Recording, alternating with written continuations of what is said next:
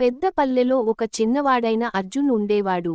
పేద రైతు కుటుంబంలో పుట్టిన అతడు, చదువులో మితంగా ఉన్నా, సాహసాల పట్ల మాత్రం అసాధారణమైన ఆసక్తి కలిగి ఉండేవాడు. పాత కథలు వినడం, గుహలలోకి వెళ్లి అన్వేషించడం, పాత రాతి గోడల మీద చెక్కిన చిత్రాలు చదవడం అతనికి ఎంతో ఇష్టం. ఒకరోజు తన తాతయ్య పాత అట్టికలో వెతుకుతుండగా ఒక పాత రాతి పలక దొరికింది. ఆ పలకపై చిహ్నాలు, రహస్యమైన గీతలు చెక్కబడి ఉన్నాయి. అర్జున్కి అవి సాధారణం అనిపించలేదు. అతను గమనించి చూస్తే, ఒక పెద్ద వృక్షం ఆకారంలో గీతలు ఉండగా, ఆ వృక్షం క్రింద ఒక చిన్న బిందువు స్పష్టంగా కనిపించింది. తాతయ్యని అడిగాడు. తాతయ్య, ఈ పలక మీద ఏమి వ్రాసారో తెలుసా? తాతయ్య కాసేపు ఆలోచించి, నెమ్మదిగా చెప్పారు. ఇది మన ఊరికి పాత రాజ్యం రోజుల నాటి నిధి రహస్య పటమని చెబుతారు. కాని ఎవ్వరూ దానిని పరిష్కరించలేకపోయారు. ఈ పటాన్ని అనుసరించి వెళ్ళితే, అమూల్యమైన ధనం దొరుకుతుందని అంటారు. అర్జున్ హృదయం ఆనందంతో కొట్టుకున్నది. అతను వెంటనే నిర్ణయించుకున్నాడు, ఈ నిధిని కనుగొనాలని. అర్జున్ తన స్నేహితులు రవి, మాలతి, సురేష్తో ఈ రహస్యాన్ని పంచుకున్నాడు. అందరూ ఉత్సాహంగా అంగీకరించారు. వారు ఆ రాతి పలకపై ఉన్న చిహ్నాలను జాగ్రత్తగా గీయడం మొదలుపెట్టారు. పలకలో పెద్ద వృక్షం, నది, ఒక కొండ, చివరగా ఒక గుహ సూచనలు ఉన్నాయి. ముందుగా మనం ఆ వృక్షాన్ని వెతకాలి, అన్నాడు రవి. వారందరూ కొంత ఆహారం, నీరు, జ్యోతి దీపాలు, తాడులు, కర్రలు తీసుకుని ప్రయాణం మొదలుపెట్టారు. వారు ఊరిని దాటి అడవిలోకి అడుగుపెట్టారు. అడవి చాలా ఘనంగా, భయంకరంగా ఉంది. పక్షుల కిలకిలారావాలు, గాలిలో ఆకులు కదలడం, తీవ్రంగా మృగాల గర్జనలు ఇవన్నీ వారిలో భయాన్ని నింపాయి. ఒక పెద్ద చెట్టు వేరుశాఖలలో విచిత్రమైన గుర్తులు కనిపించాయి. అర్జున్ పలకను తీసి పోల్చాడు. అదే వృక్షమని తేలింది.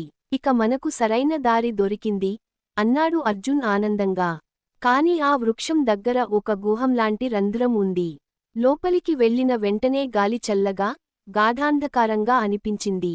కర్రలపై జ్యోతులు వెలిగించి లోపలికి నడిచారు. గోడలపై పాత చిత్రాలు, యోధుల ప్రతిమలు చెక్కబడి ఉన్నాయి.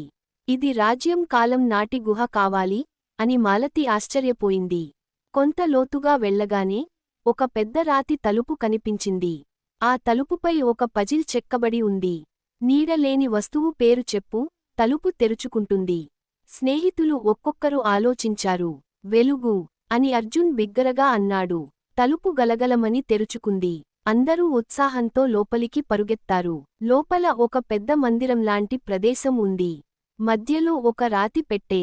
పెట్టె మీద పాము ఆకారంలో చెక్కిన కాపలాదారు ప్రతిమ ఉంది. సురేష్ జాగ్రత్తగా పెట్టెను తెరిచాడు. పెట్టెలో బంగారు నాణేలు, వజ్రాలు, పాత రత్నాలు మెరిశాయి. వారంతా ఆనందంతో ఉలిక్కిపడ్డారు. కాని ఒక్కసారిగా భూమి కంపించింది.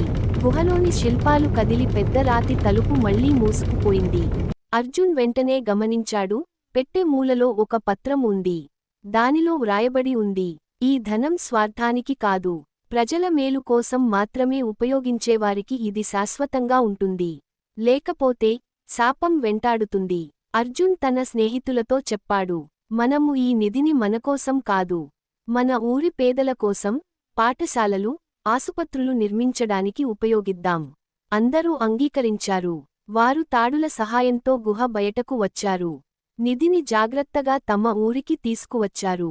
ఆ సంపదతో కొత్త బావులు తవ్వించారు, పాఠశాల నిర్మించారు, రైతులకు సహాయం చేశారు. అర్జున్ పేరు ఊరంతటా వినిపించింది. కాని అతడు గర్వపడలేదు.